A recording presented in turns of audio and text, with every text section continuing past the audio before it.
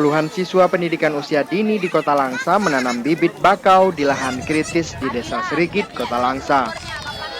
Anak-anak dari PAUD Marhamah ini sangat antusias saat diajarkan cara menanam bibit bakau. Apalagi mereka ikut turun langsung bermain lumpur. Sebanyak 200 batang bibit bakau berhasil ditanam.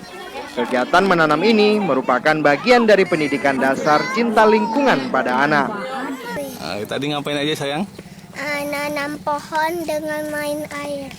Hari ini kenapa main air sedang? Karena enak. Anak-anak mulai dibiasakan dekat dengan lingkungan serta pentingnya penanaman bakau bagi ekosistem alam. Kegiatan penanaman ini mendapat apresiasi dari Ketua Yayasan Lembaga Pendidikan Islam Terpadu Al-Marhamah.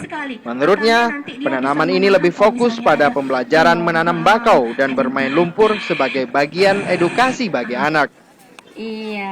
Kegiatan ini juga dalam rangka menyambut Hari Bumi 2015 yang diadakan para relawan lingkungan hidup di Kota Langsa. Dari Kota Langsa, Ratno Sagito melaporkan untuk Aceh Video.